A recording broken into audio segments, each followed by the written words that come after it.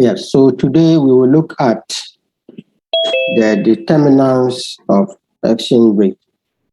In other words, we will learn how exchange rates are determined. Okay, what forces lead to the price of the dollar being 7 cedis, 50 pesos? What forces lead to the price of the British pound being almost 10 cedis or above 10 cedis? Okay, so we will explain the process of determining the exchange rate, and we'll also discuss the factors that influence movements or changes in the exchange rate. Then we'll learn carry trade as a strategy to take advantage of the market.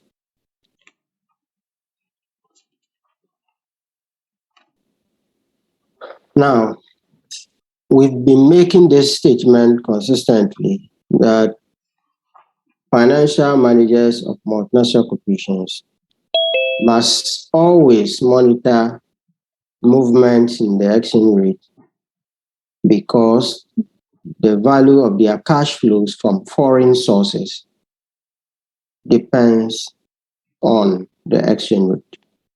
So you need to be able to predict movements in the cash flows, and that will guide the decisions, investment and financing decisions that you take as a multinational corporation. So they need to understand what factors determine the exchange rate so that they can predict how changes in those factors can affect the exchange rate. So we will spend this section discussing those factors that cause changes in the exchange rate between currencies.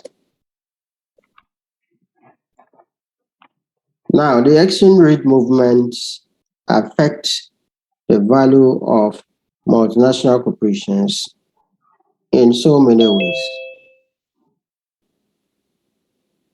One, the inflows that these multinational corporations receive from exporting, okay, they export to other countries. The cash flows that come to them are denominated in foreign currencies. So they need to beware of changes in the value of the currency so that they can preserve or take decisions that will preserve the value of those cash flows. Also, inflows received from a subsidiary, maybe there's a subsidiary in a foreign land, the inflows that are received from those subsidiaries are also denominated in foreign currencies, and they need to value them. So there's a need to understand the exchange rate and how changes in the value of the exchange rate, changes in the value of those currencies can affect the value of their cash flows in the local currency. Multinational corporations also import their supplies and raw materials, and when they do so, they pay in foreign currencies. So the value of the foreign currency comes to play here also, since the amount they are paying out will depend on the existing exchange rate. Now, so many factors can cause the value of a currency to either increase or decrease. Now, any change in the value of a currency resulting from economic conditions or market forces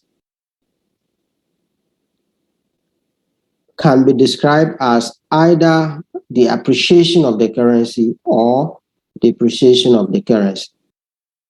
Okay, if there are changes in economic conditions that lead to a decline in the value of a currency, then we refer to it as depreciation or currency depreciation, CD depreciation, for instance. So if the forces of demand and supply cause the value of the CD to drop, then we say the CD has depreciated. Okay. But if those same forces cause the value of the CD to increase, then we say that the CD or the currency has increased in value, meaning it has appreciated. Give me a second.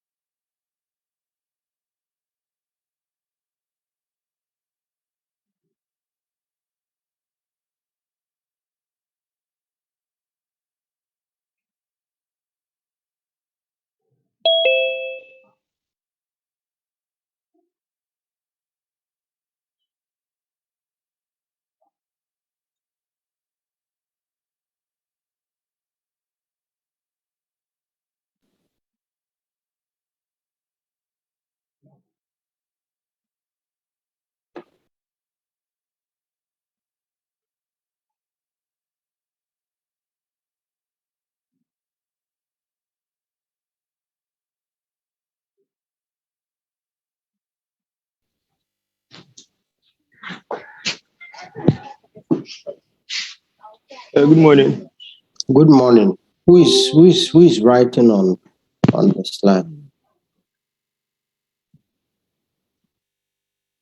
1009 something.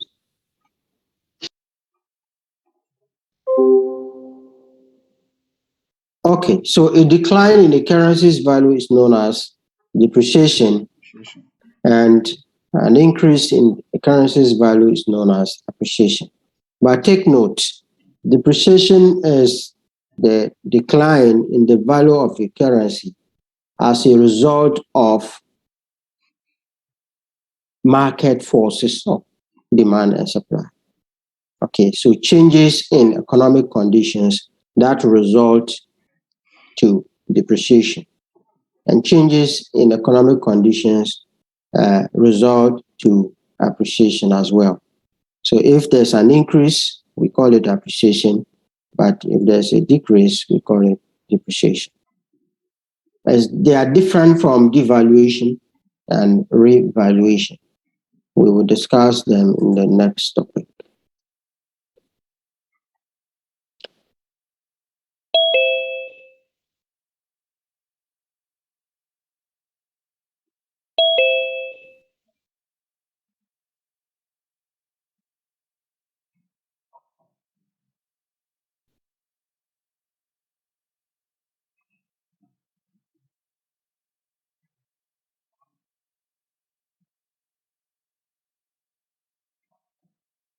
Now, how do we measure exchange rate movement?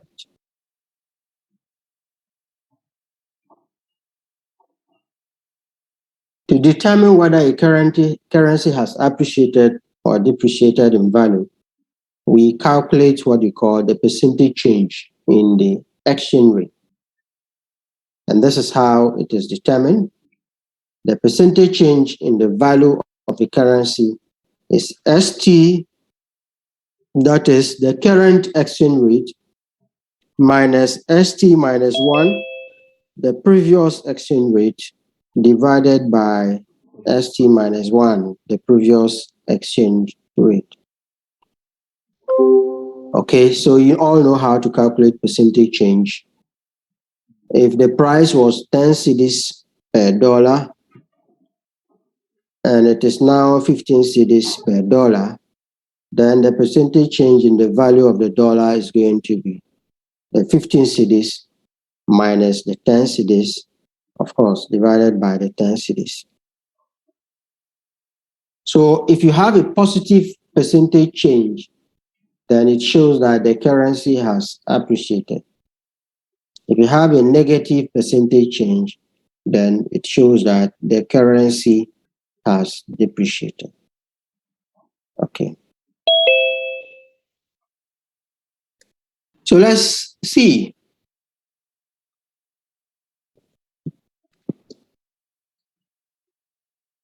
I have this data from last year. I think this was in 2020. Hello, sir. Yes, go ahead. Hello, sir. I can hear you. Yeah, please, the slides before this one, I didn't get it. So please, can you visit it again for me? Which one? Is it this one? Is it this one? Hello? Yes, please. Okay, so we are saying if you want to determine whether a currency has appreciated or depreciated, you calculate the percentage change in its value. So we have this formula: current price minus previous price divided by the previous price. In other words, the current exchange rate minus the previous exchange rate divided by the previous exchange rate. And we're saying if you calculate and you have a positive value, then it indicates that the currency has appreciated in value against the other currency. But a negative percentage change indicates that it has depreciated against that currency. And I'm just showing you data. There's the value of the US dollar in cedis. So on January 1st, the US dollar was worth 5 cedis, 5 pesos. February 1st, 5 cedis, 15 pesos. March 1st, 5 cedis, 60 pesos, and in that order. So if you want to calculate the percentage change for February, for instance, it's going to be the February price, of the dollar minus the previous one, January, divided by the January figure. And that gives us 1.98. You can check it and let's see whether it's correct or not. You can calculate percentage change in values of currencies over any period. It can be hourly basis, daily basis, weekly basis, or whichever time period that you are examining the movement of the foreign currency. So percentage change is current price minus previous price divided by previous price times 100%.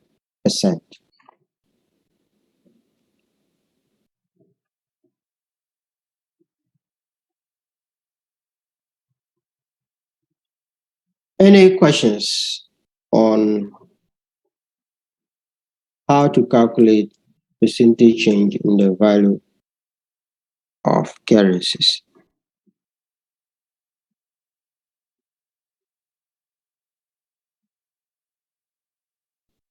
Yes, no question. Okay, so you can see from January to February, the currency appreciated, the dollar appreciated by 1.98%. From February to March, it appreciated by 8.74%. April 1st to May 1st, March 1st to April 1st, it depreciated by 2.32%. And then to May, it appreciated by 0.37%, and in that order. So these are hypothetical figures. We can check real figures by using the interbank exchange rate from Bank of Ghana.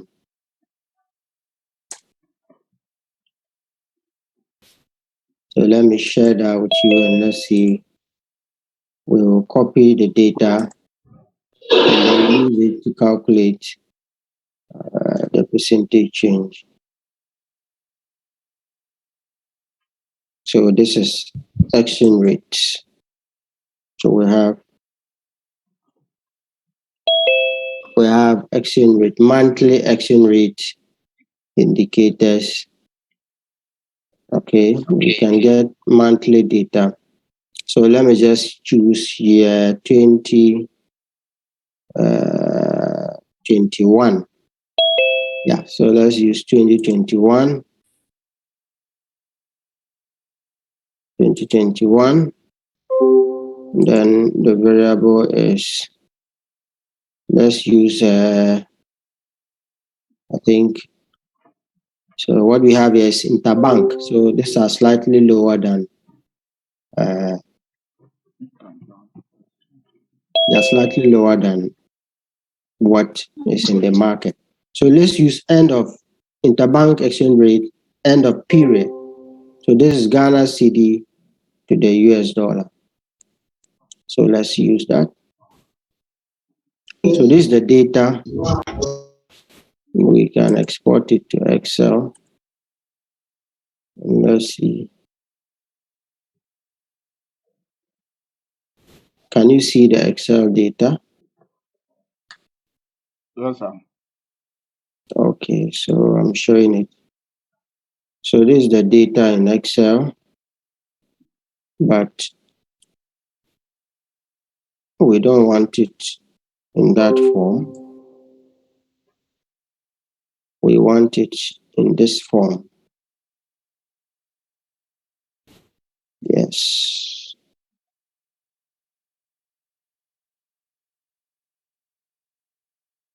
Good. So we have the year and then the exchange rate. I believe we can all see. Yes, sir. We can see it, right? Yes, I can see it. Yeah, so we can calculate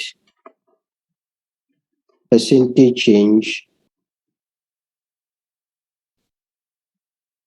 5 point. Oh.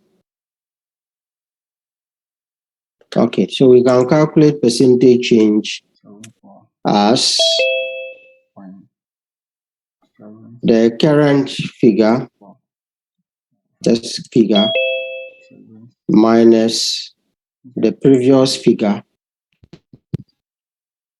Okay, so that gives us a difference. Then we divide it by the previous figure. That's a new. And that, can you get it? Yes. You can see, yes. Yes.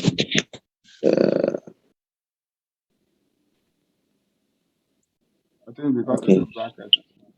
Don't worry, it's fine. It's not because of the bracket. The bracket is still there. There was some space somewhere. So this is the percentage change in the value of the US dollar. You can copy this formula and it will apply to all of them.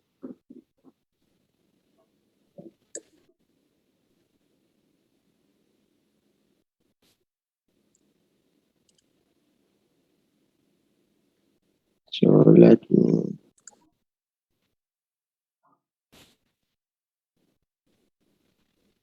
let me reduce it to maybe 4 decimal places, or we can just change it to percentage.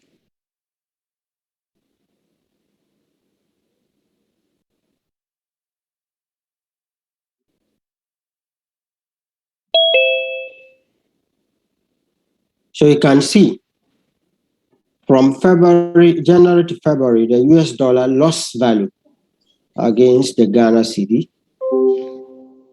From February to March, it further lost value. You can see the reduction. But mind you, this is interbank. Okay, that is the rate that banks trade in the currency amongst themselves. April, it gained value, then it begins to increase. May, it gained value against the cedi. This is also positive. Up to December 2021, the US dollar gained value, meaning the US dollar appreciated against the Ghana cedi over that period. Okay, so what it also means is that the Ghana cedi depreciated against the US dollar from April to December 2021 on monthly basis. Okay. Hello, sir. Yes, go ahead. Hello, sir. I can hear you. This with the first one, there's no negative 0.4. Yes,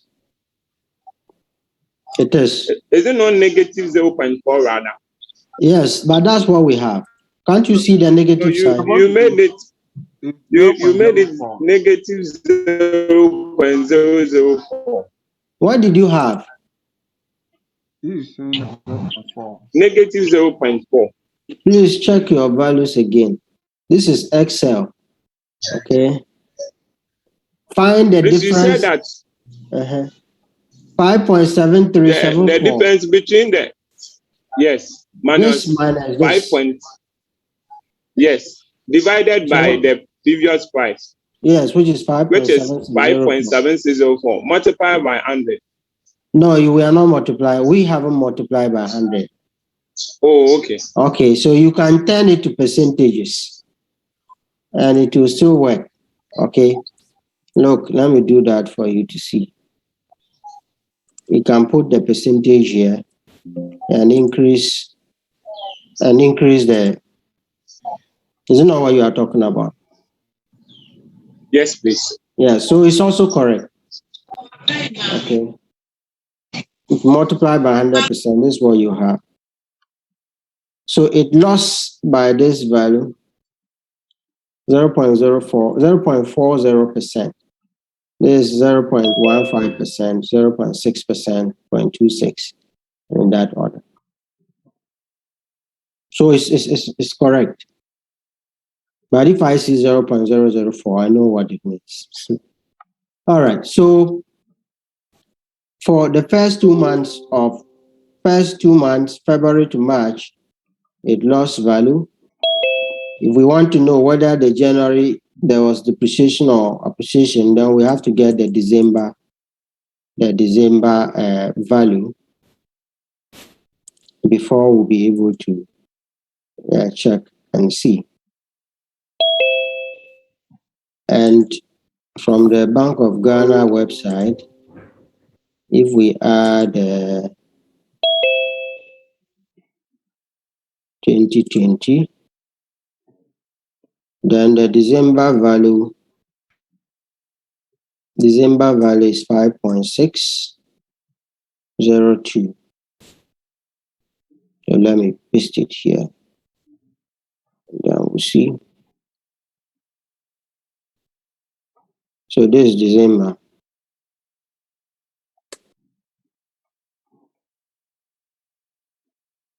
So we can put the same formula here. This minus this.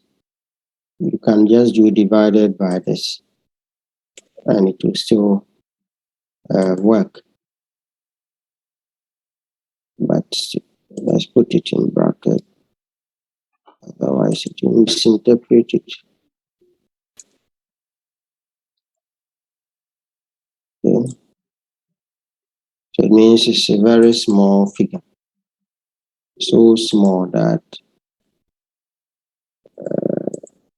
so it's almost 0%, but it's not zero. Okay. When you see a value like that, where there's an E, it's just converting it to standard form. Okay, but maybe if you want, you can say times 10 raised to the power negative 5, something like that. But we can just leave it this way. So that's almost 0%, but it's not 0%. Let's take note of that.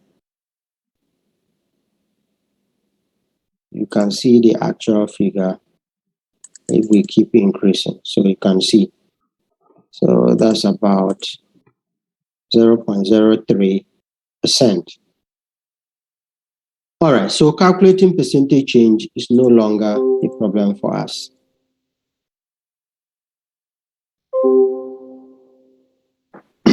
Now, it is also important for us to note that the exchange rate movements are more volatile over longer periods of time than shorter period of time. If you are calculating movements in the value of a currency on monthly basis, you are going to experience more volatility or variability than if you are calculating it on daily basis.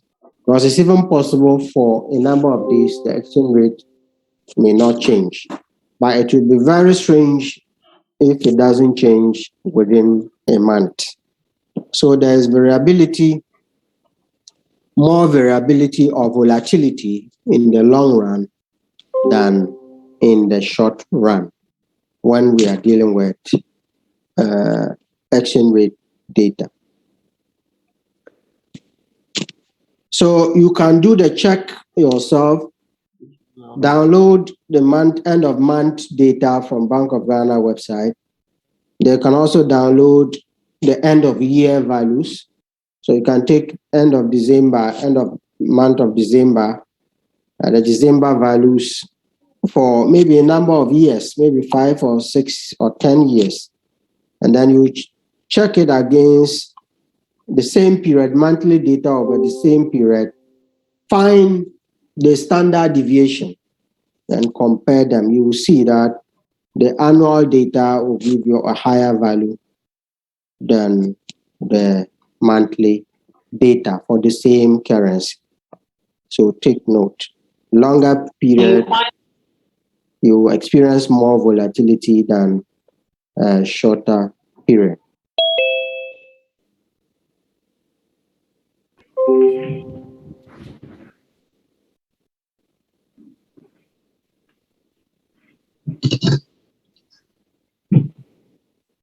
Now, how is the exchange rate determined? How is it determined? We are still in the process. Now, although it is easy to measure the percentage change in a currency's value, as we have just seen, it is more difficult to explain why the value changes over time. Okay.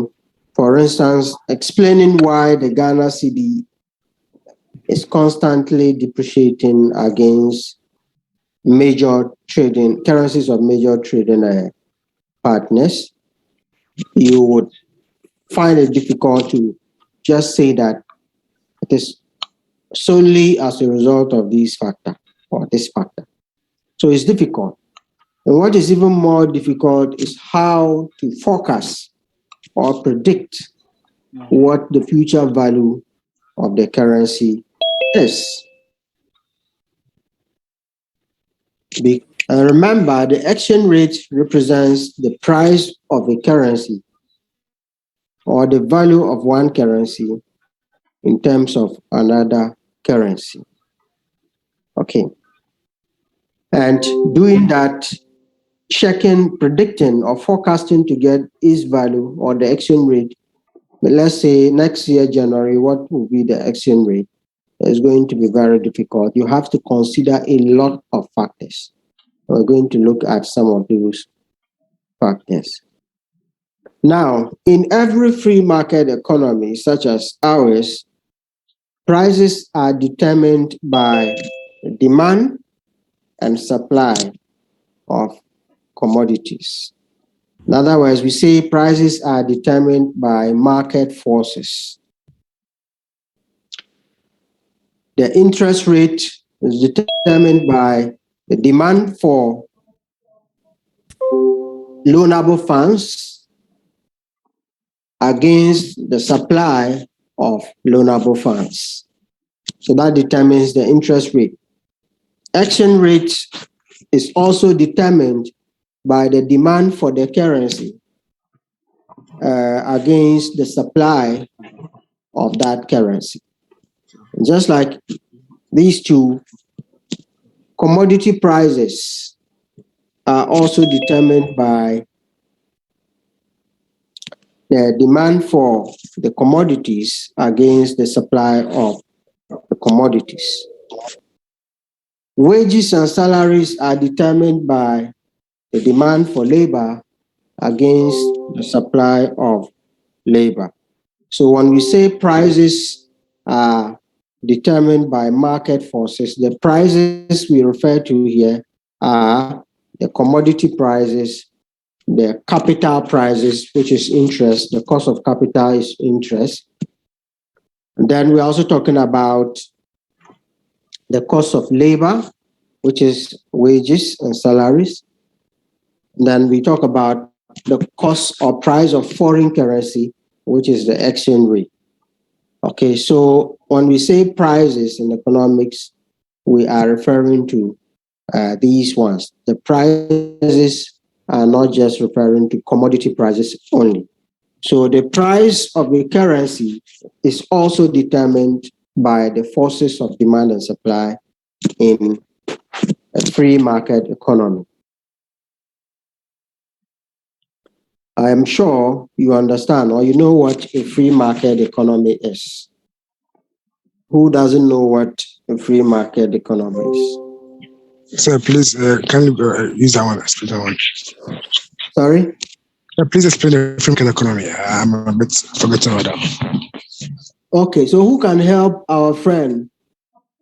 What is a free market economy? Sir, Yes, go ahead. it's an economy or a market where the forces of demand and supply determine prices of goods and services. Is that all? Yes, any other person? You know the decisions on what to produce? Okay. For instance, who decides that Ghana should produce cocoa? Or who decides that Mamalit should set up a branch on UPSA campus? It is the demand for food that will force people to come and set up here. So decisions on what to produce in the first place is decided by the forces of demand and supply. Decisions on the method of production is also determined by the forces of demand and supply. Decisions on who gets what is produced is determined by what? The market. Okay. So these are some of the features of a free market economy, where the market decides everything. Okay, demand and supply. If you produce something and nobody buys, will you do it tomorrow? No. Okay. And people are rewarded for their efforts. Okay, based on the amount of effort they put up. But in a centrally planned, controlled economy, such decisions are taken by the government or government agencies. Okay, even what you eat is determined by the government. If government decides that no, my people shouldn't take fish again, then so be it. No fish will be produced by the agencies, the state agencies. So production, distribution, and consumption are all determined by the government. What is produced, what is distributed, and what the people consume. People are paid based on their needs and they work according to their efforts or strength. So if you can pack 100 blocks a day, or you can mold 100 blocks a day, then you mold 100 blocks a day. But if you are a bachelor and you don't have so much responsibility, you will not be paid as high as somebody who has a large family, even though the person may not work as hard as you. And that is what happens in centrally planned and, or what you even call the command economy. But such economies are rare to find in the modern world. Okay, so free market economy, who gets the dollar depends on the demand and supply, who has the purchasing power, okay, and whether the dollar is available for you or not. So market forces determine the price of the dollar. So demand for a currency increases. I'm sure you remember the law of demand, right? What does the law of demand say?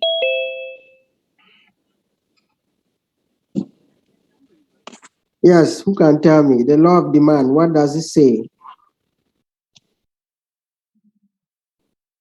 Oh, come on. Level 100 economics. Hello, sir. Yes. Yeah. Yeah, so the law of demand says that all other things being equal, Which the are the higher other things? all other things with the exception of the price thing. Yeah, so I want to know the other things you are holding constant. Taste and preference. Okay, so go ahead. And yeah, so all that things being equal, So we say the all higher the other. price of a commodity, Uh-huh. the lower quantity demanded, and the higher quantity demanded by consumers. I didn't get that. Your network was breaking at a point. Okay. Yes, who can say it for us to hear?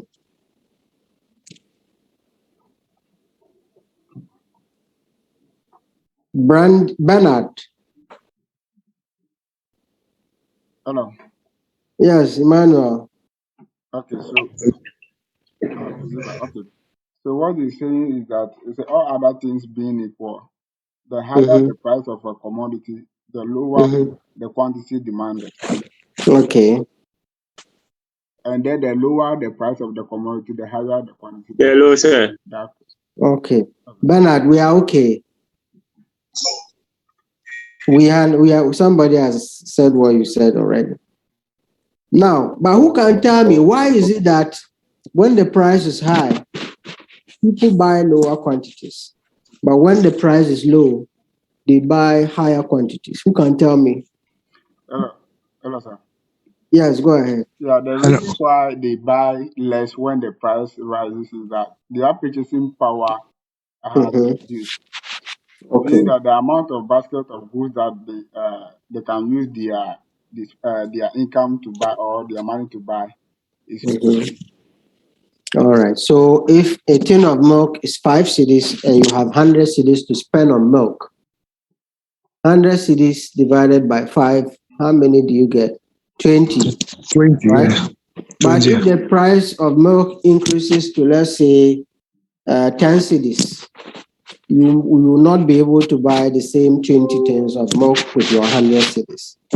Okay. So you'll be forced to buy how many? 10. 10 as opposed to 20.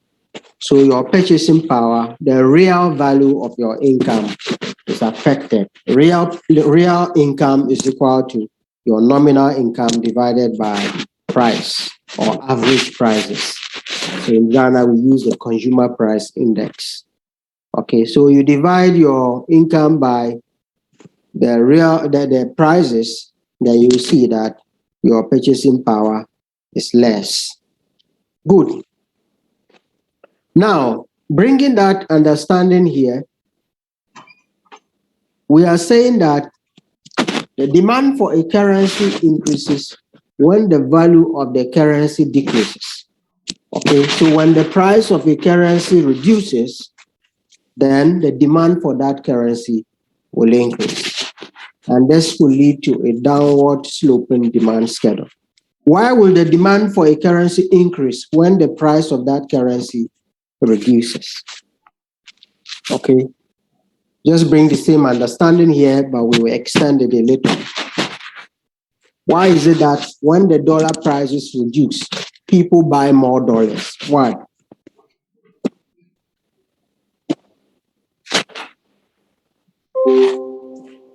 Any idea? So what I can say is that in this Okay. case, meaning that the dollar has depreciated and the currency, the Ghana cedis, has appreciated. So meaning that the Ghanaians will have more purchasing power to buy the dollar, so they will go in to buy it. Okay, that's true. But why would they want to buy more? Okay. Okay, so the reason why they will buy more is that maybe they anticipated that maybe in the future the price of the dollar might increase, so they would like to Okay. purchase more today. Okay. So for speculative reasons, that's Yes. all. That's one of them. But Kwabena, let me hear you. They may also buy more for transactional reasons because if the value of the dollar decreases, goods imported from the US or dollar goods will still be worth the same amount per dollar. So you'll be able to purchase more goods from the US for less Ghana cedi. That's it. That's what I was looking for. When the dollar price reduces, imports become cheaper. Okay?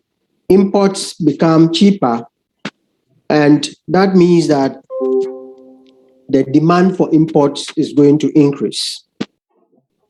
And that will further lead to more demand for the dollar. So when the value of the foreign currency reduces, the demand for the currency is going to increase. The reason is that when they import, prices are going to be lower than what the local producers are offering, and that gives them an advantage to make higher margins. Good. So they can import at lower costs, and imports are going to be cheaper. So this should tell you that I'll revisit this point. Countries with weak currencies have competitive advantage in global trade. So please, we are talking about trade. Okay, trade. So if a country's currency is very weak, it means the exports of that country are cheaper in the global market. And you know what the law is. Lower prices for goods and services, higher demand for those goods and services. And that is why you find Chinese goods everywhere, because the value of the Chinese currency is weak. Okay. I will ask you this question in your exam, so take note of it.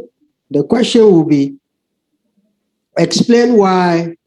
I'll give you a story about how a weak home currency gives a country a competitive advantage in global trade. And then I'll ask you why the Ghana cedi is weak, but still we don't have that competitive advantage in the global market. So I'll ask you that. So be thinking about it whilst you are reading and plan what you're going to write.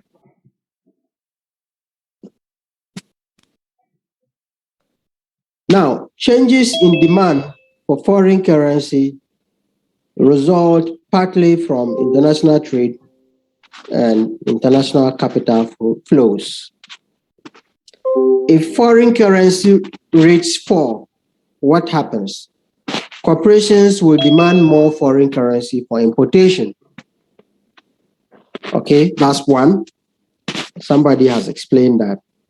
Then two, for international portfolio investment. I'm sure you know what portfolio investment is by now.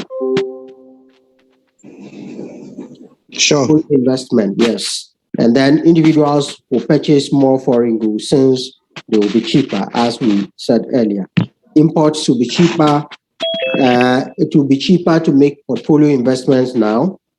And then the individual would also, people will buy cheaper goods. We've made these points already.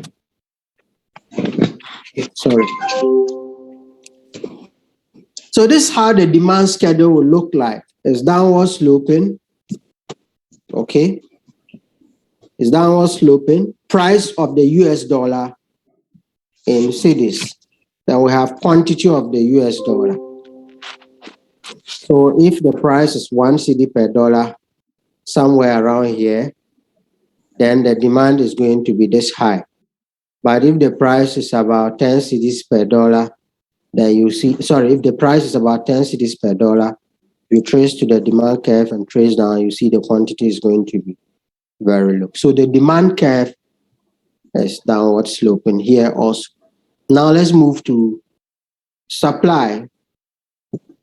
The supply of a currency increases when the value of the currency increases. Okay? It is natural. If you have your $100 note from your friend who returned from the US, you always be praying that the cedi should lose value so that when you change your $100 bill to cedis, you are going to have more cedis to spend. So you will be waiting for price to increase. When it increases, then you sell. So when the price increases, it meets the expectation or the acceptance level of those who are holding the dollar, and then they will bring it to the market for sale. Okay, speculators. But when the price reduces, then they will hold on to it. Some will even see it as an opportunity to invest in dollars by buying more dollars at the lower price, hoping that the price of the dollar will increase in the future and they can sell and make margins. Okay.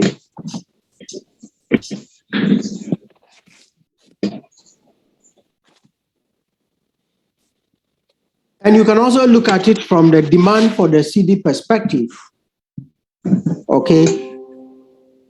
If the dollar price increases, it means the price of the cedi in dollars has reduced. And you know the law of demand. There will be more demand for the cedi now because the price of the cedi has reduced. And that means that people are going to supply more dollars, okay, in exchange for cedis. And that means the amount of dollars offered to the market has increased. So given that we are dealing with two currencies, the dollar and the cedi, the supply of the dollar is the demand for the cedi. Then the supply of the cedi is the demand for the dollar. So always look at it from that angle, and that will make it easy for you. But take note, in discussing these factors or these laws, That's 350. we are holding all other factors constant. Okay, we are holding all other factors constant.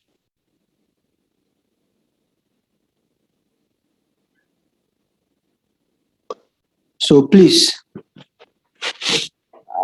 all other factors remaining unchanged, all other factors held constant, all influences held constant, but I don't want all other things being equal. Which other things? Okay, if you say all other things, it's a bit elementary.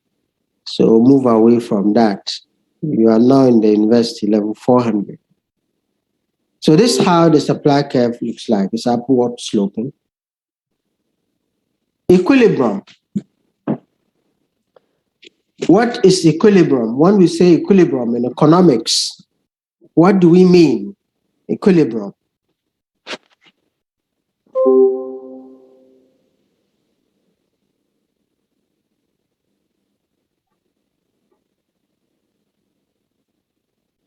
Yes. What is equilibrium? Sir, the quantity demanded and the supply is equal. Oh, I didn't say market equilibrium. Okay.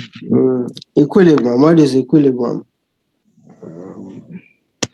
Or in other words, why So is this it is that? the point where demand and supply. How you can? Sorry? Yeah, I said that is the point where demand and supply meet. Why? Why the do you intersection of the demand. So why do you are describing equilibrium graphically? But why is that point referred to as equilibrium? What is equilibrium? It's at a point that you can break even. Oh, boss, I beg.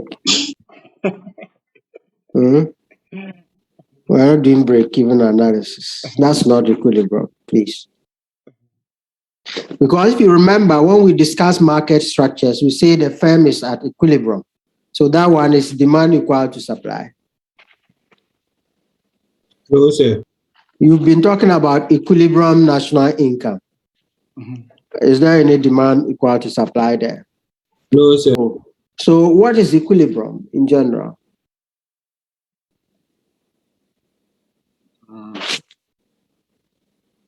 Come on, you should get this. Like there's a state of balance between the supply and the demand. You are still bringing supply and demand. Okay. Sir, Yes. it's a stage or a place where two economic forces meet. You are trying to be smart, but unfortunately, it won't help you now. As a point where there are no tendencies for changes to occur. Okay. That's what we call equilibrium. There are no tendencies for changes to occur. Okay. My economics teacher used to give an example. Football fans will understand this better. That if Arsenal is on top of the EPL, you know this is not equilibrium. Okay? If an elephant is on top of a tree, you know it is not a state of equilibrium. What will happen? What will happen? It will eventually fall, right? It's just a temporary situation. Okay? But if you see that same elephant on the ground, you know now equilibrium is achieved. It has no place to go again. Okay, so if you have Arsenal on top of the Premier League table, you know eventually they will drop. All right? So equilibrium is the point or state at which there are no tendencies for changes to occur.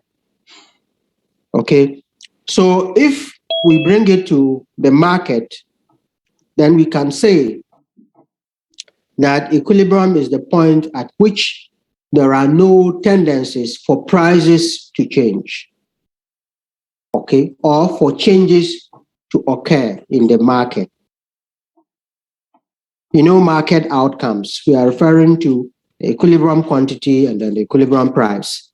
So when demand and supply are equal, there are no shortages and there are no surpluses.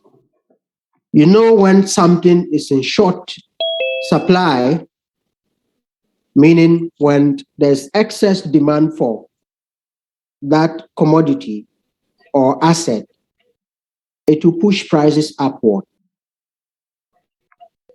right? So when there are shortages, who has the advantage?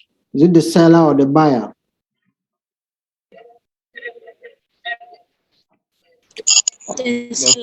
Seller. Of course. So the seller has an advantage and can charge or capitalize on that and charge higher prices.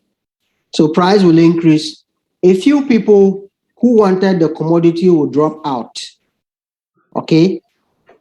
And the demand will reduce slightly. So reducing the gap between the supply and the demand. And because the price has increased marginally, those who were already not willing to sell, some of them will also offer to sell. So you see supply will increase.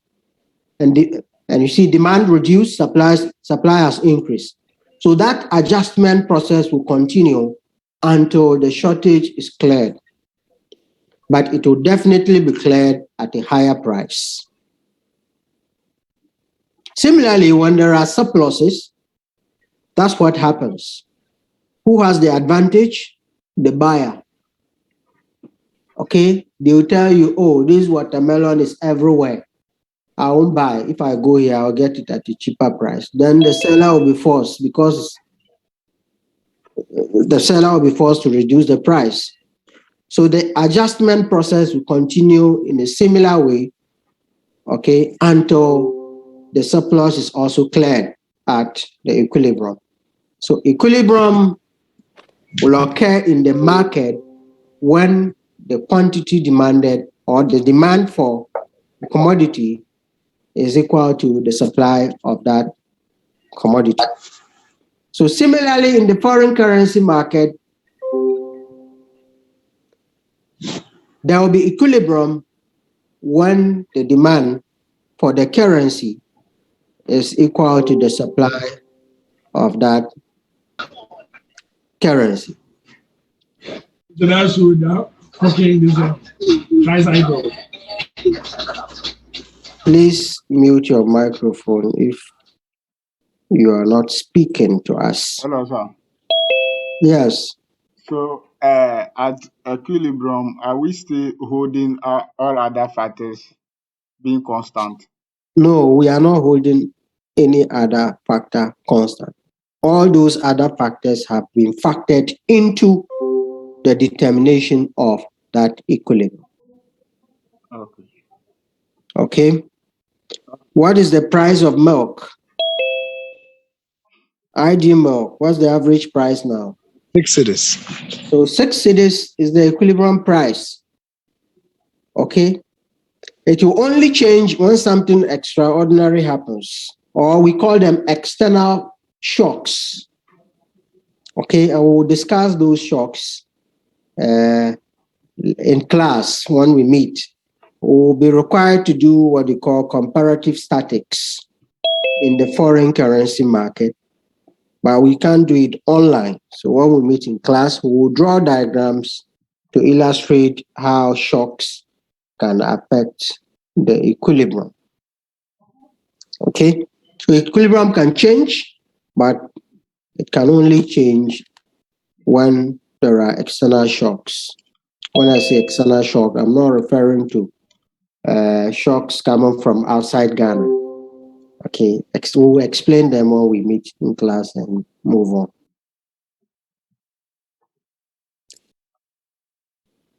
Now, if the demand is higher than the supply at any particular rate, there will be shortage. We've explained this, and that will push the exchange rate upwards. So this is the equilibrium exchange rate. That's the price of the US dollar.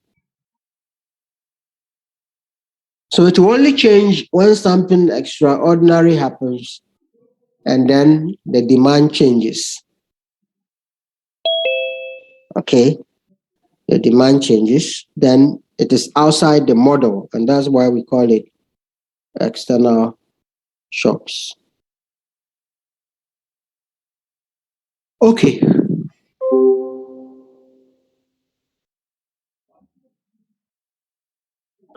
Now, increase in demand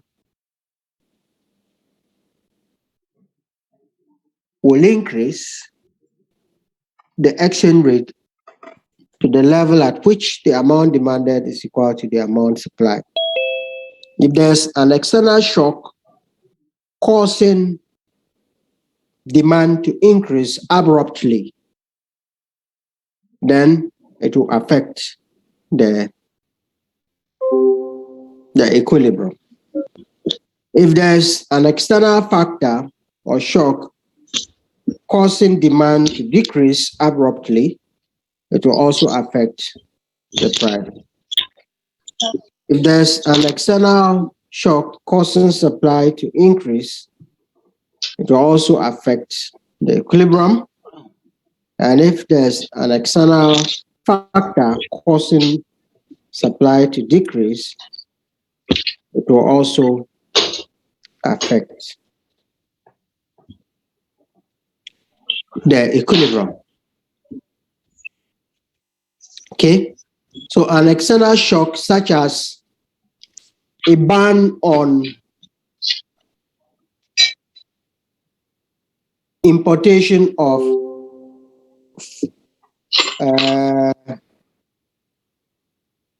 importation of chicken. What happens? When there's a ban on importation of chicken, what happens?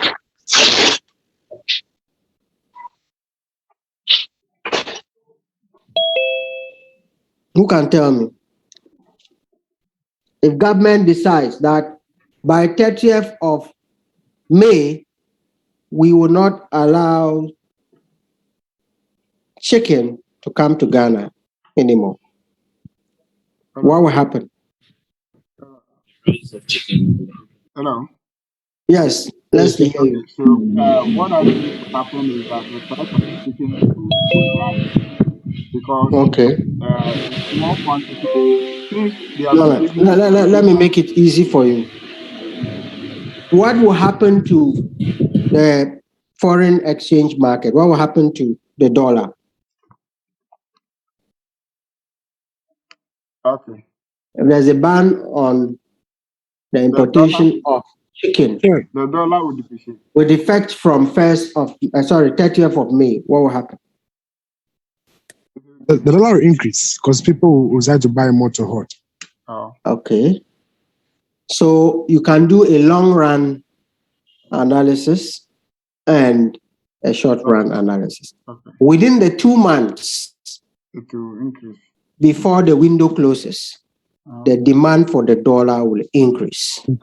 After that. You get it? Like you Yes. said, people want to import more to avoid the ban. I mean, they want to import more before and hoard it before the ban comes to force. Okay? But after 30th May, what happens to the value of the price of the dollar? It will fall.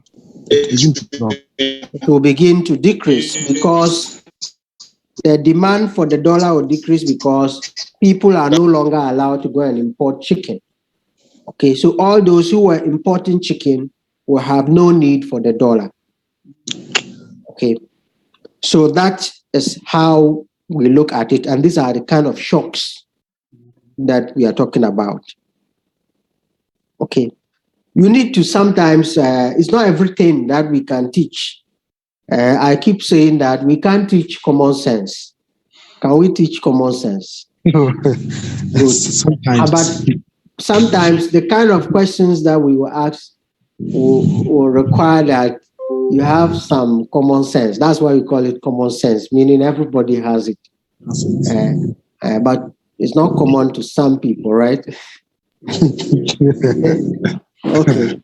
So, for instance, if I tell you there's a ban on importation of chicken, how will that affect the price of the US dollar? Okay, this should be easy for you. Yeah. But for some people, they'll go and be telling you history about chicken, when Ghana started producing chicken, and why our chicken industry is not doing well, and the need for government to support them. They will write a very long essay that has nothing to do with the question. And that's when we say they have deviated. And it's difficult to mark such scripts. Okay, so please take your time. Understand the concepts. That's what matters. And don't be thinking about memorizing to go and pass exams. The questions are going to be very easy if you understand the subject matter. Okay, so if I give you 4 stories, one is on the chicken, another one on rice, another one on war somewhere. I mean, it should be easy for you to relate these global issues to what we are learning, and that's the essence of the course. Okay, so it's not all about what is demand for dollar, what is equilibrium, what is depreciation. I mean, those are not the kind of questions I like to set. It should be very easy for you to answer. If you don't remember the definition of depreciation, then you are doomed. You see, but if it's something practical, something you can relate to, it makes it easy for everybody. So read the material, get the understanding of the concepts, but try to be open-minded and be bold. Okay, you cannot think the way I think. I understand that, but at least if it is something that is easy for you, let me understand that you have been taking part in lectures. All right. So decrease in demand, there are other shocks that will cause the demand for the currency to reduce. And we just illustrated with the chicken example that in the short run, the demand for the dollar will increase because people want to import more before the ban comes to force. But after 30th May, then the value of the dollar will begin to fall because the demand for the dollar will reduce. Okay. But when you are explaining the shocks, you have to hold the other factors constant. Because if there's a shock that leads to an increase in demand, and at the same time there's another shock that leads to a decrease in demand, you have to hold one constant in order to explain the other one. For example, if a student gets an F in a course, it could be due to several factors. Okay? It could be due to several factors. But to explain one factor, you need to assume that the other factors didn't happen. Okay? Then you can explain the relationship between that variable and see how it affects it. But what usually happens is the net effect of all factors is what determines the level. But we'll see how best we'll help ourselves when we meet in class.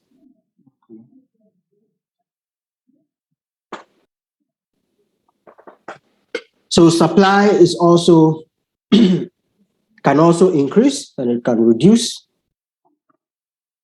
Okay. We've explained all these factors already. When there's a decrease in supply, a shortage will be created, and that will push prices upward. When there's an increase in supply, there will be a surplus, and that will push prices downwards, meaning the exchange rate. Exchange rate is an example of price, and that's why I keep using prices. It's an example of price. You can even say price of foreign currency.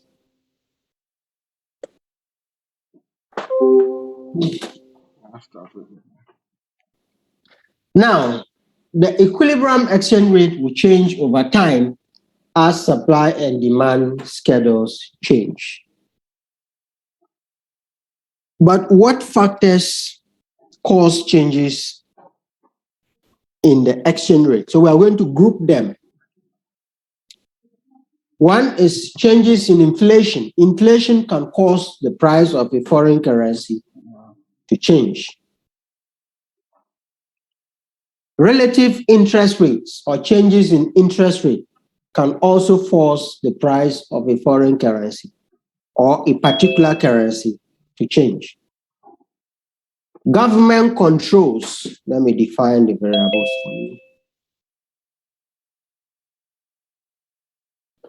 Government controls can also cause the price of foreign currency to change. And then expectations, okay? Expectations can also cause the price of foreign currency to change. So now let's take inflation. How can inflation cause the currency price to either increase or decrease? Now let's take two countries, Ghana and Nigeria. If the inflation in Ghana is 10% and the inflation in Nigeria is also 10%, and there's a particular exchange rate that exists between the Naira and the Ghana cedi. Let's say, what's the exchange rate? What's the exchange rate? Someone should check and tell me. 1 cedi is equal to what in Naira?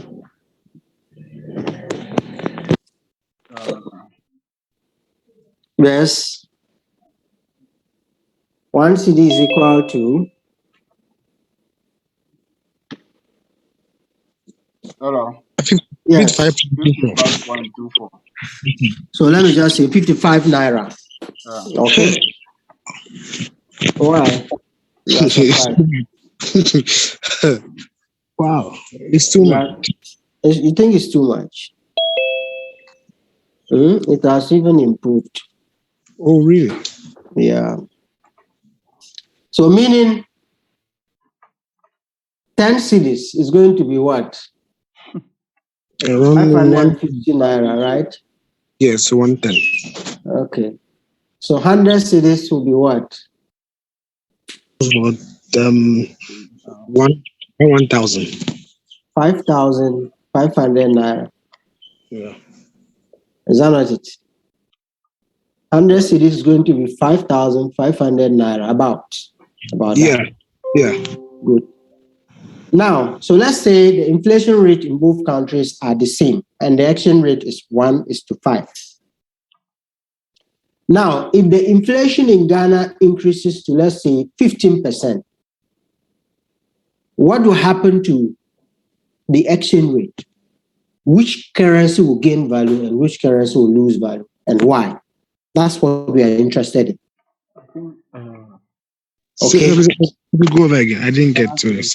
Now, the exchange rate between Ghana and Nigeria is, let's say, 1 cedi is equal to 55 naira. Inflation in Nigeria is 10%. Inflation in Ghana is 10%. Now, if inflation in Ghana increases to 15%, what will happen to the exchange rate? Will the cedi gain value or will the naira gain value? Sir, Yes. I think the cedi will gain value Why?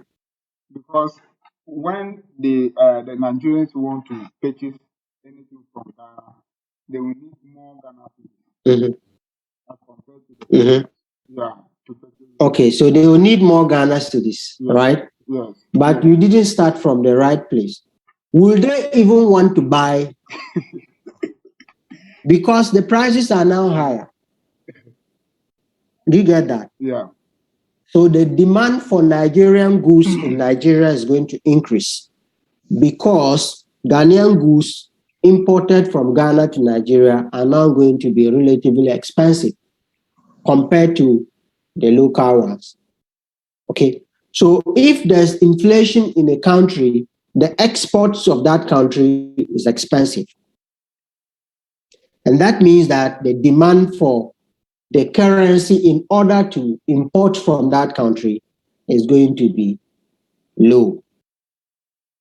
Okay, so the demand for the cedi will reduce if there's inflation in Ghana, the inflation in Ghana increases. Because Ghanaian exports are going to be more expensive now. And that means the demand for the Ghana cedi is going to be low and the Ghana cedi is going to lose value. Yeah. Yeah. Okay, so given two countries, yes. So the way you explain it means that you look at the short term and the long term. No, we're not even looking at short term, long term. A country which has inflation, higher inflation, has the weaker currency. And the reason is that the exports are going to be expensive and imports are going to be cheaper. It's not just two ways. Okay? Imports are going to be cheaper because where the goods are coming from, there is no inflation. There's no inflation. Or inflation is low. It's your network. I can hear you. It's yours, not mine. Because the rest can hear. No, the line keeps.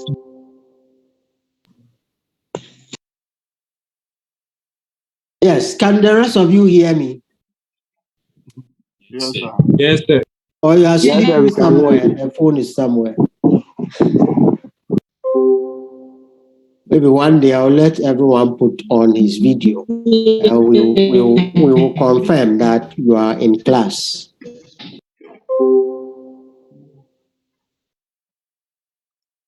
Okay, so the country with the higher inflation will have the weaker currency because the imports are going to be cheaper, as we have experienced in Ghana here. You know, imports are cheaper in Ghana. Yeah. Okay? Imports from China are cheaper. Is that not true? Good. So it's cheaper. And it's because inflation in China is relatively low compared to Ghana. That is one factor. And we are holding all other factors constant. So relative inflation differentials, okay, is one factor. Increase in inflation in the local country leads to increase in local demand for foreign goods because imports are going to be cheaper. So an increase in local demand for foreign currency because we have to buy them to import, and an increase in the exchange rate for the foreign currency. So the foreign currency price will increase, meaning the Ghana cedi's price is reducing. Okay, relative interest rates. Interest rate is also a driver of exchange rate. If there's an increase in local interest rates, who can tell me what will happen? If interest rates are higher in country A, or interest rates in country A increases, what happens?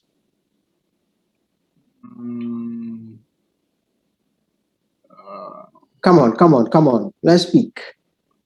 The interest rate, I think.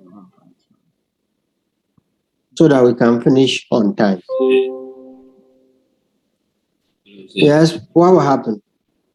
It will be difficult for people to borrow money to be able to trade In order for people to borrow. Since interest rate has increased, anytime you go for loan, it means that you have to pay more interest on the loan that you've gone for. So it will be hard for entities to go for other countries. And what happens?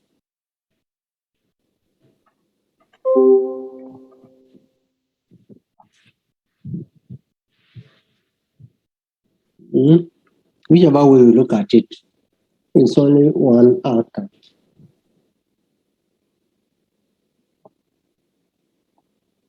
Now, the explanation is that one, capital moves to where interests are higher. Okay? If a multinational corporation has funds to save or even invest, where do you think they will move it to? They will move it to the country that pays higher interest rate. Is that not it? Okay? Yes, So capital moves to where the return is high. So if interest rates in Ghana increases, then we expect that it will attract capital flowing into Ghana. And that means that the demand for the Ghana cedi will what? Increase. So increase in local interest rates leads to increase in demand for local deposits. Okay, and a decrease in demand for foreign deposits. And this will lead to an increase in demand for what? The local currency. And the foreign currency prices will decrease. If you want to look at the lending rate, where do you think a multinational corporation will borrow from? They will borrow from a country where interest rates are what? Lower. Is that not it? Yeah. That's where they will borrow. So if there's a multinational corporation in Ghana, they will not go and borrow from Ghanaian banks. They will use their subsidiaries in other countries and borrow at the lower rate. And because they need the funds in Ghana, they will have to transfer it to Ghana. Is that not it? Yeah. And when they are doing so, It means they are bringing the foreign currency and they are demanding for cedi with it. They will have to convert it to cedi in order to use for whatever they want to use it in Ghana. So whichever way you look at it, whether the lending rate or the rates on deposits, it will lead to the strengthening of the local currency and then a weakening of the foreign currency. Because if you look at the lending rate, it will lead to an increase in foreign currency inflows, meaning supply is increasing. And if you are looking at the how do you call it, deposit rates, it will also lead to an increase in inflows. Then we have income levels. Income, you know the law of demand, or let me say the theory of demand. You know the factors that affect demand, right? Yes. So let's name them. Let me get those who have not been talking. We'll see whether they are sleeping or they are in class. Those of you who haven't added your name, please do. And if you're also using only your name, kindly add your ID now. Francis. Yes, sir.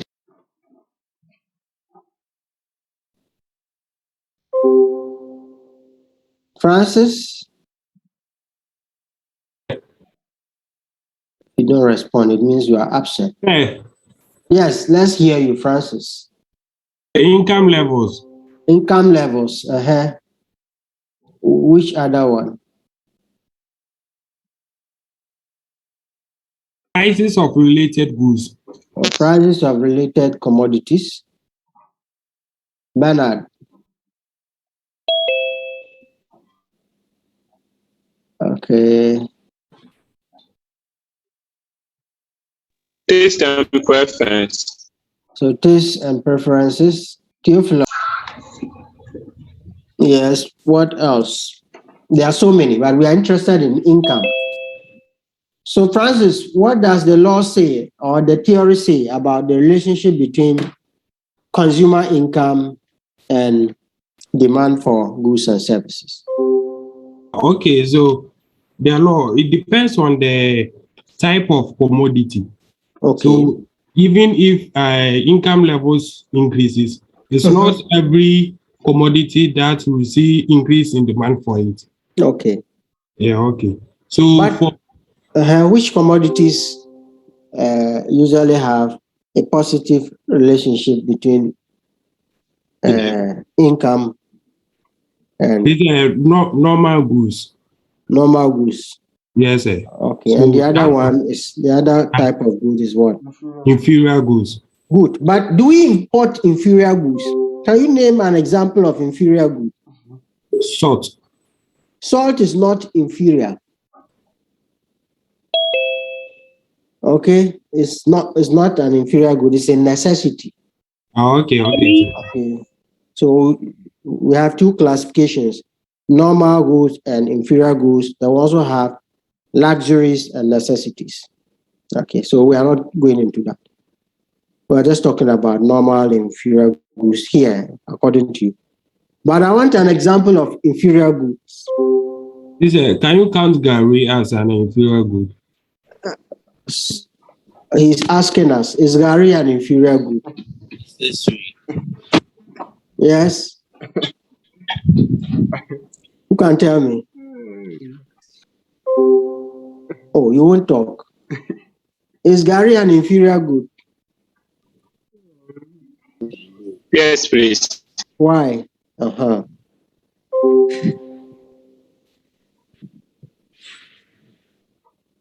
Why is Gary considered an inferior?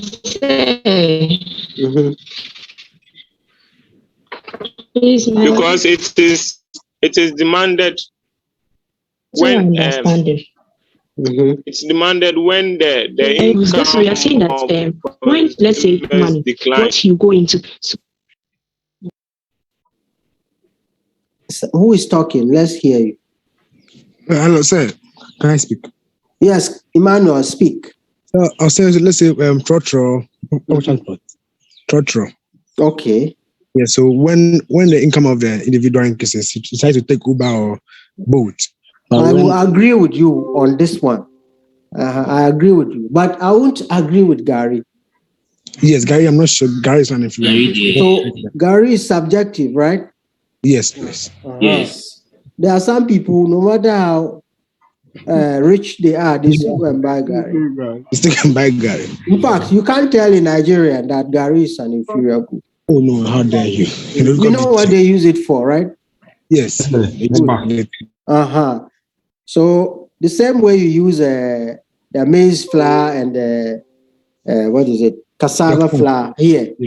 That's how they yes. So you cannot tell them that Gary is an inferior good. So that is subjective. Okay. So it's rare to find an inferior good that is important. Okay. Now, the relationship between income and goods and services. The general rule is that when consumers' income increase, they buy more of goods and services, including those that they were not buying originally. Yes? What about the used code that is imported? Post. Used phones. Clothes. Use what? Clothes. Force. Second-hand clothing. Yes, sir. Second-hand clothing. Do you agree? No. No, sir. Yes. So it's also subjective. There are some people. In fact, someone was telling me that even MPs, she was selling this second-hand clothes. That it's a guy. That he even supplies to MPs. And they'll call him, come to my house, then he'll go and supply to them. Because there's this perception in Ghana that home use is the best. Best, yes. Okay. Even those who drive, when they go to buy spare parts, they don't want brand new one. They want what? Home use. So please, those things are subjective. But I agree with the trotro example. Yes. In fact, this is the first time I'm hearing it, but I think it's valid and it's a much more better illustration of inferior goods than the rest. Good. So when people's income increase, they buy more of goods and services, including imported goods. Okay? So when there's an increase in income or local income, it leads to an increase in local demand for foreign goods. Okay, so when the general income levels in Ghana increase, it is going to lead to an increase in demand for goods and services, including imported goods. When you go to Medina Market or you receive your annual bonus and you go to Medina Market, you don't ask, I want to buy more goods and services, but I'm looking for only local goods. No. So you just buy things that you need. Some of them might be imported, you don't even know. Okay? So when incomes increase, the demand for all goods and services, including imported goods, will increase. And that means that there's going to be an increase in demand for foreign currency. Okay? And there will be an increase in the price of the foreign currency because a shortage will be created. Then we have government controls. So we have discussed 1, 2, 3. Government controls is the fourth one. There are about 5 factors. Yeah, I think we can finish the slide. Imposing foreign exchange barriers will definitely have an effect on the value of foreign currencies. In the past, not too distant past, especially in the hospitality industry, hotels and some top restaurants used to charge in what? foreign currency. And in fact, they will demand that you pay in foreign currency. And that was putting pressure on the demand on the value of the foreign currency. For instance, if hotels say that we take dollars, if you want to go and stay in that hotel, then you must buy dollars. Is that not it? Yeah. And that is going to increase the demand for the dollars. In Ghana here, people can walk to any forex bureau or bank, let me say forex bureau, or even the black market, and then they buy dollars, whatever quantity they want, and hoard it, when expecting that prices will go up and then they sell. That is also putting pressure on the demand side. But if government decides to say that henceforth, don't sell to anybody who is not traveling. Okay, in some countries, to go and buy a foreign currency, you need a passport that will show your visa to that country. And some will even demand that you buy your flight ticket and add it before you can get the foreign currency to buy. But in our part of the world, you don't even need to go far if you are on UPSA campus. There are so many places around that you can walk in and buy foreign currency without, even if you are not going anywhere. Okay. But in other jurisdictions, the restrictions on the foreign currency market are huge. You need to go through a lot of processes before you can get the foreign currency to buy. Recently, the Bank of Ghana brought a regulation on banks to do such to those who come to buy. So if you walk to Access Bank now, $1 to buy, and you want it cash, you might find it difficult to get it compared to what we had in the past. So restrictions or barriers in the foreign currency market by government directives or controls that can affect the value of the foreign currency. Now, trade barriers, like the example I gave, banning the importation of chicken and some other commodities, banning the export of certain commodities can also affect, or imposing higher taxes on imports. All these can affect the value of foreign currencies. Government can sometimes intervene in the foreign exchange market directly. Okay, they can come in and supply dollars, and that is going to have an effect on the value of the dollar. Or government can come in and buy dollars, and that is also going to affect the value of the dollar. That's what we call direct intervention. That is what we will do that in the next topic, government intervention in foreign currency market. But they can also intervene indirectly by influencing the other factors that affect the exchange rate, the income level, the inflation, and the interest rate. And that can also affect the value of the foreign currency. So government controls are key in determining the value of foreign currencies. The last one is expectations. So you see, the expectations here can affect the value of the foreign currency. We have favorable expectations and unfavorable expectations. If investors expect interest rates in one country to rise, they may invest in that country.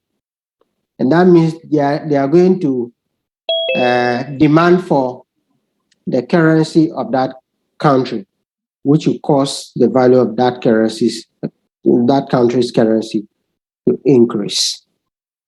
Why would people invest if they expect interest rates in that country to increase?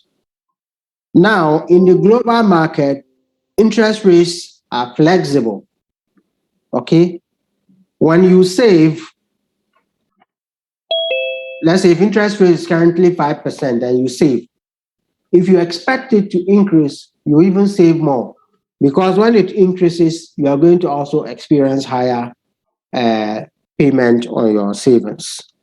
Okay, so you want to take advantage by investing before the interest rates increase. But if you expect it to fall, then you will rather not invest there.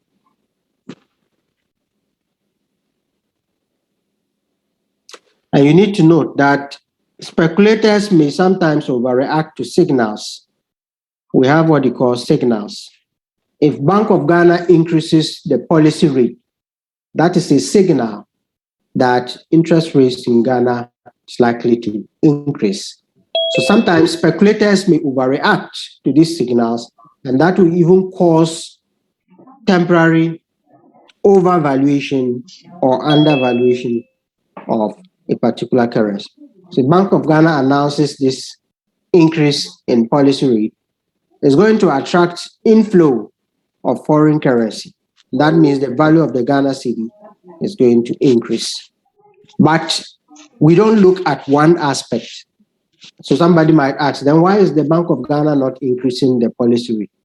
Because the policy rate affects other sectors of the economy. It will affect the lending rate, and that means domestic production is going to be affected.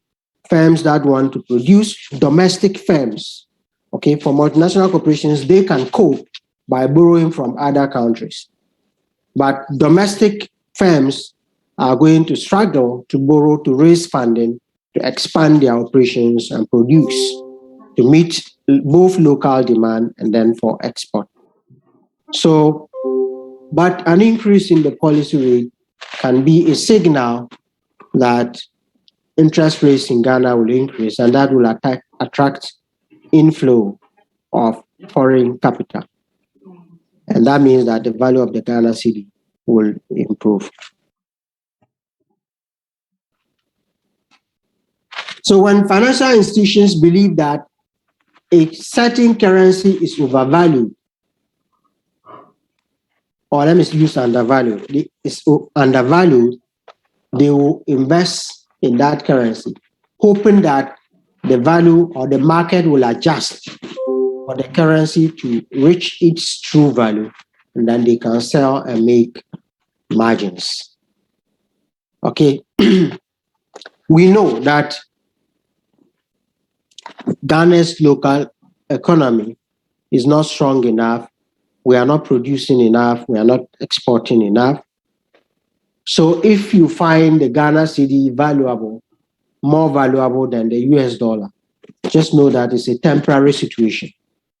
So financial institutions will buy more dollars because in that case, the dollar is undervalued, knowing very well that the market will correct itself and the dollar prices will increase and they will sell and make margins. But if they believe that a currency is valued higher than it should be, then they will sell that currency. Okay? They will sell that currency before the value of the currency declines.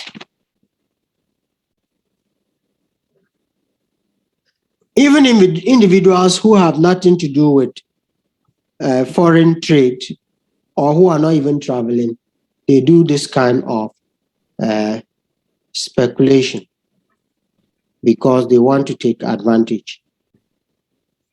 Politicians buy foreign currency and hoard, hoping that prices will go up. They sell. Businessmen do that, even if they are not engaged in any form of international trade. Even individuals who earn salary, sometimes to protect or preserve the value of their salary, they save, they buy dollars and keep it, hoping that dollar prices will always go up and they can convert back to their currency when they need it. So such things happen.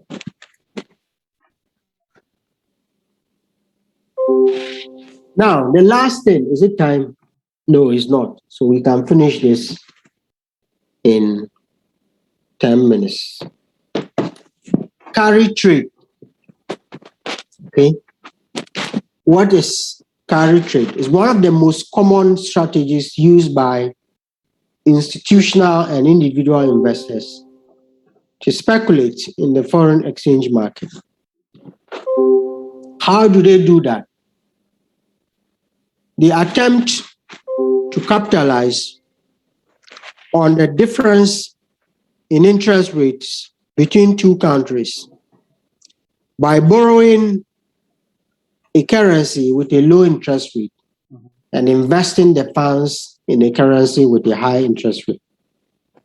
For example, if interest rates in Togo is 10%, that's the lending rate, and interest rates in Nigeria is 20%, that's the savings rate. They will borrow from Togo at 10% and then save in Nigeria at 20%.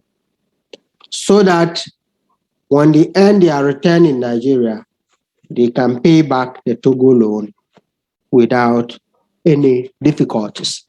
But what is the risk here? Who can tell me what is the risk here?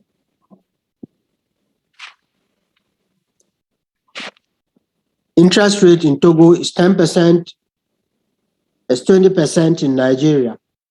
So we borrow at 10% in Togo, then we save in Nigeria at 20%. So if you borrow 100 cedis, or let's say 1,000 cedis from Togo, and the interest rate is 10% per annum, how much will you be required to pay at the end of the year? 110. So 1,100, okay? So 1,100, 10% of 1,000 cedis is 100 cedis, so 1,100. But if you save in Nigeria at 20%, how much will you have at the end of the year? 1,200? Yes, 1,200. 1,200. So what would be your gain? 200 cedis. So you would have made 100 cedis. Okay. So imagine you borrow 1 million cedis. Okay. It means you are making what? 100,000 cedis. Yeah. Is that not it? Yes. Good. So what is the risk involved in doing this? So can it be fluctuations? Sorry? Fluctuation. Fluctuations in what? As in rate and these fluctuations, the rate at Nigeria can reduce, you losing. Mm-hmm. Yeah, or the rate at which you borrowed can increase within the short run, which you may also lose your value. Yes, but you can actually lock in the interest rate. So assuming the interest rate doesn't change, what is the other risk?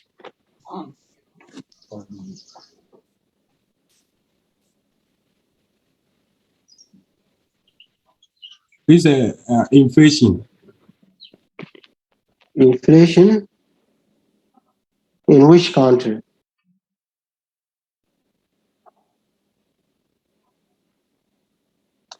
Not inflation. I want the risk. If you are going to borrow in Togo, you are going to borrow in which currency? Yeah, is it yen? No yen. Safer.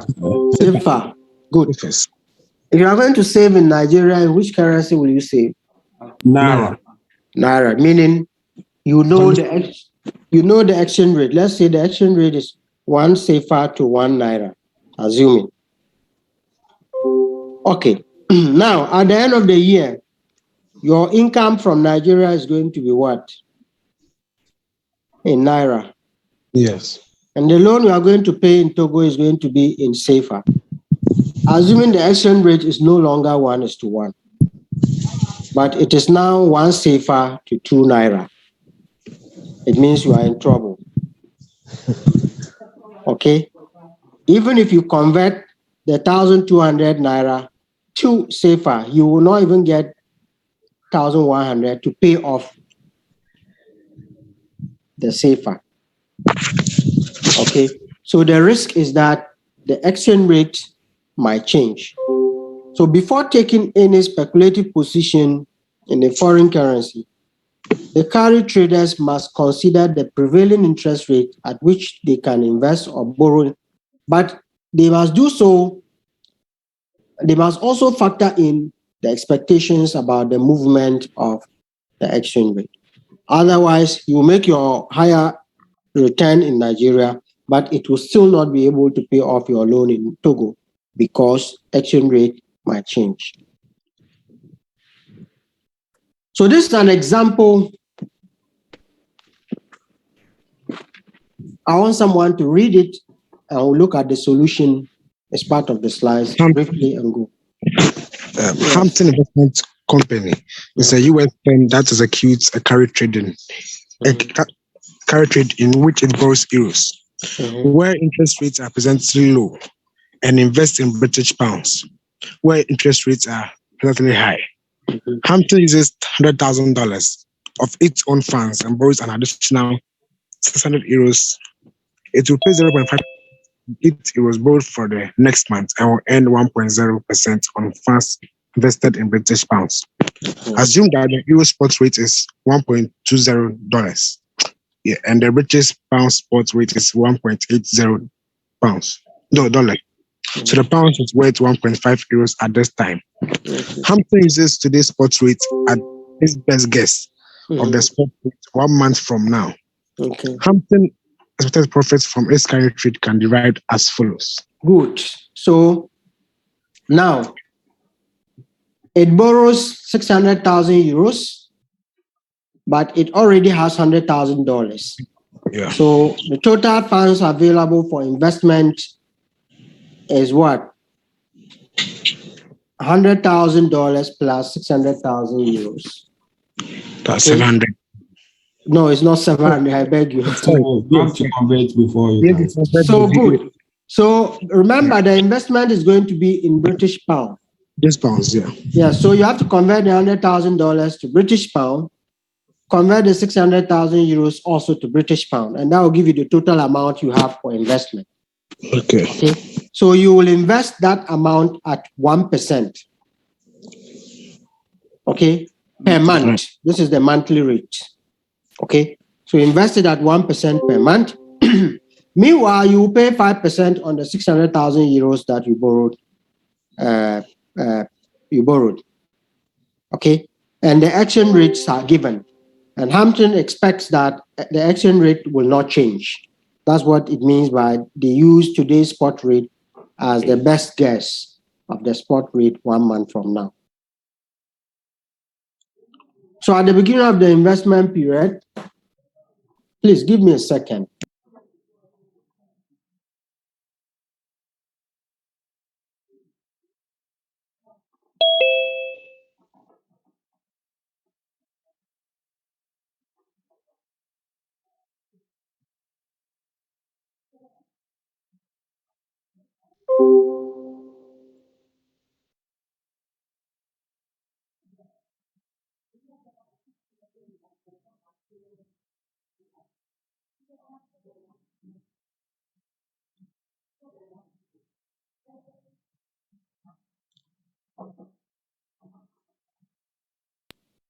Convert the $100,000 into British pound. Okay, so look at it. Just want you to see. This is the exchange rate between the dollar and the British pound. The British pound spot rate is what? 1.8 per dollar, meaning $1 is worth, 1 pound is worth what? $1.8. So you can find the indirect rate here, and that will give you the value of $1 in British pound. Okay, so the value of $1 in British pound is going to be 1 over 1.8. Is that not it? And when you multiply that by the $100,000, that's what we have here. Okay, and that gives you 55,555 pounds.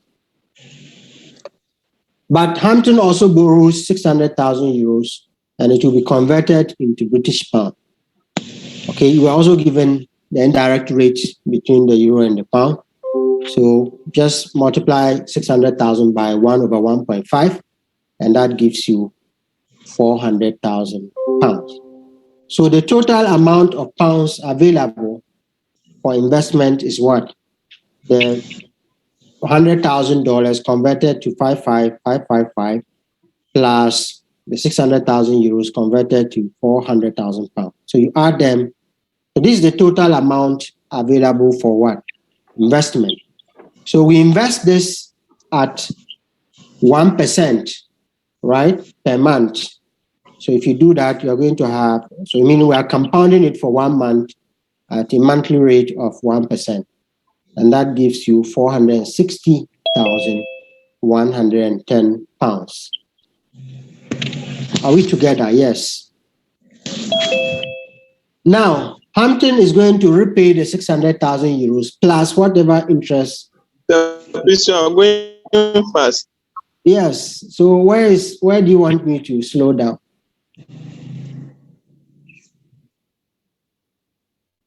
Are you okay with this one? Yes. Good. So let's move on. This is the end of investment wealth. We invested 455 and we got 461.10. Is that not it? Good. Now we are also determining how much we will repay. We borrow 600,000 euros. If you compound it at the 0.5% for 1 month also, you will get 603,000 euros. Okay, so this the 603,000 euros. Now the expectation is that the value of the euro will not change. Okay, so let's see how much of our 460,110 pounds will be used to pay off the 603,000 euros. So let's see the amount of pounds Hampton needs to repay loan in euros. So convert this 603,000 euros, to pounds, and you're going to get what? 402,000 pounds. So we need 402,000 pounds that we have to pay the loan. So if you subtract the 402,000 pounds from what you had, you are going to be left with what? 58,110 pounds. Now let's convert that to dollars. Remember, the price of 1 pound was $1.80. So let's multiply, and then it's going to give us $104,598. We subtract the 100,000 Hampton started with their own funds, and you're going to be left with what?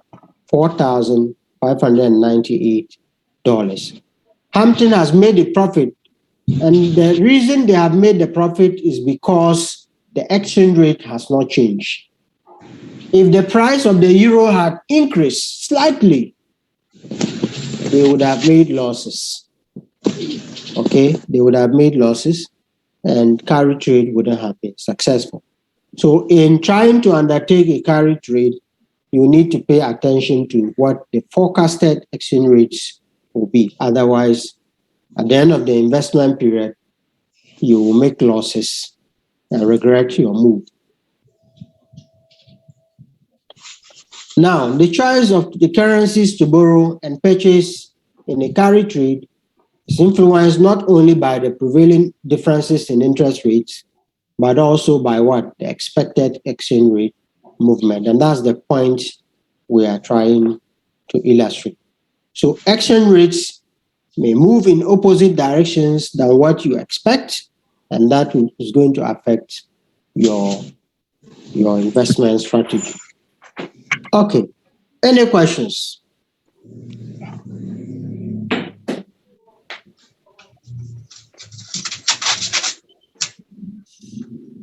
No questions. So we will close our meet next week to discuss government intervention. Please read the book, read that topic before next week. Okay, sir. All right.